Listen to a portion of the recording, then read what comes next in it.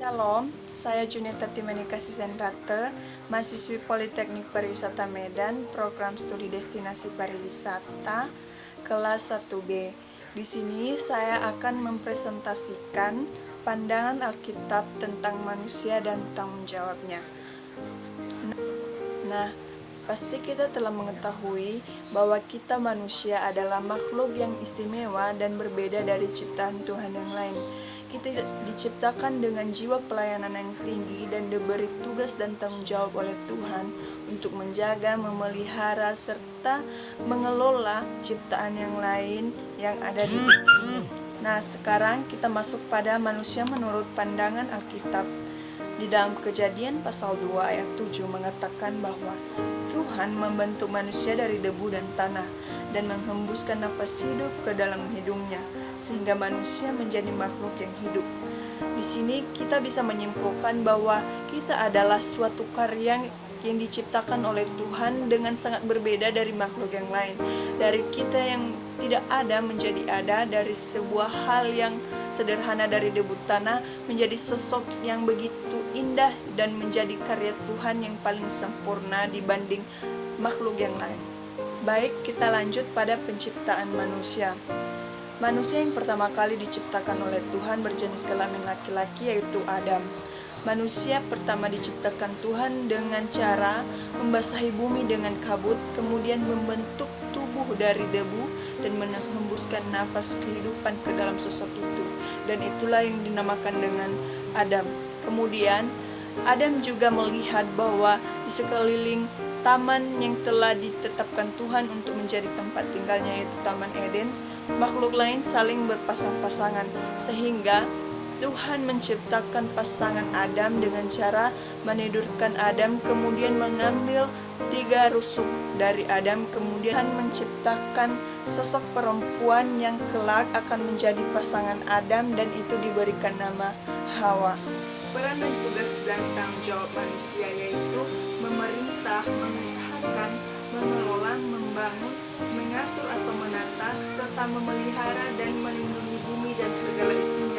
Artinya Tuhan memberikan kita kebebasan mau bagaimana kita menata, mengatur, serta memerintah segala makhluk yang lain. Tentunya kita dalam hal positif membangun serta mengelola itu dengan baik. Kemudian kita masuk pada kejatuhan manusia ke dalam dosa. Tentunya kita sudah sering mendengar cerita ini, bagaimana Tuhan menciptakan manusia, Adam dan Hawa, kemudian Dia memberikan peran dan tanggung jawab, kamu bisa mengelola segala sesuatu yang ada di dalam taman ini, Taman Eden.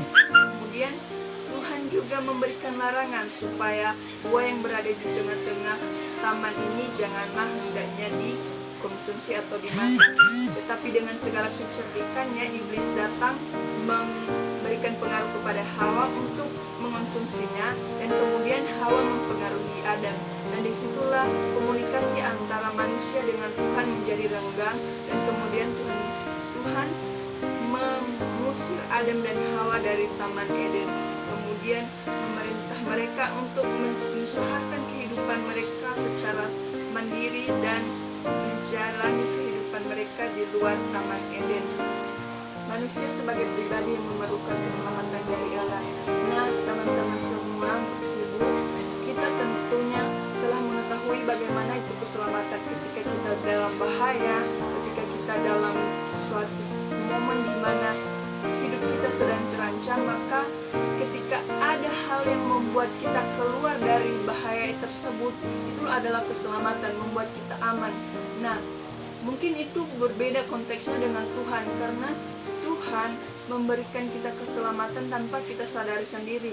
Ketika kita dalam sedih, kita dalam titik terapuk kita akan mencari siapa? Kita akan mencari Tuhan. Tuhan akan memberikan penguatan, pembaharuan dalam diri kita yang tidak bisa kita temukan pada manusia atau kepada makhluk ciptaan yang lain. Karena itulah yang membuat Tuhan berbeda dari orang-orang atau makhluk-makhluk yang mengiming-imingi kita untuk bahagia. Karena bahagia yang sesungguhnya atau keselamatan yang sesungguhnya itu hanya datang dari Tuhan. Nah, mengapa manusia itu memerlukan keselamatan dari Tuhan? ada beberapa hal yang dikutip dari dalam Alkitab, yaitu yang mengatakan manusia itu dilahirkan di dalam dosa, pengertiannya digelapkan, hatinya penuh kejahatan, dan dia mati secara rohaniah. Nah, itulah sebabnya teman-teman, kita semua di sini memerlukan keselamatan, karena kita masih dikuasai oleh kuasa kedagingan kita.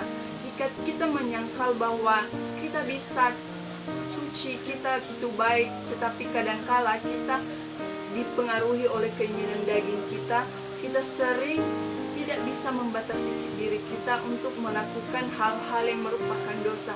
Nah, itulah bukti bahwa kita harus memerlukan keselamatan yang datang daripada Tuhan.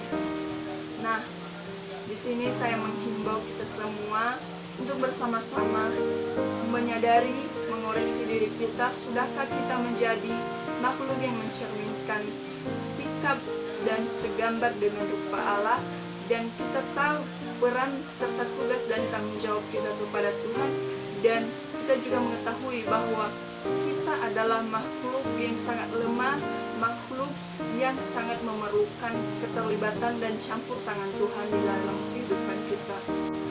Baik, sekianlah video saya ini, dan saya mohon maaf jika ada kesalahan dalam penyampaian, kekurangan, segala macam. Saya meminta maaf dan mohon dimaklumi. Terima kasih. Salam.